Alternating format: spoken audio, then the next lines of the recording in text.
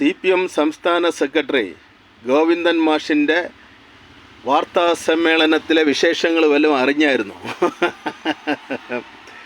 മുഖ്യമന്ത്രിയുടെ വർദ്ധിച്ചു വരുന്ന ഇമേജിനെ തകർക്കുന്നതിന് വേണ്ടി ഭാഗ്യശക്തികൾ, ദേശവിരുദ്ധ ശക്തികൾ, മുസ്ലിങ്ങൾ കരുതിക്കൂട്ടി അദ്ദേഹത്തിനെതിരായിട്ട് ആരോപണം ഉന്നയിക്കുകയാണ്. മുഖ്യമന്ത്രിയുടെ വർദ്ധിച്ചു വരുന്ന ജനപിന്തുണ പടവലഞ്ഞ പോലെ കീഴോട്ടാണ് വളരുന്നത്. അദ്ദേഹത്തിൻ്റെ ഇമേജ് നാൾക്ക് നാൾ വർദ്ധിച്ചു വരികയല്ല ചെയ്യുന്നത്.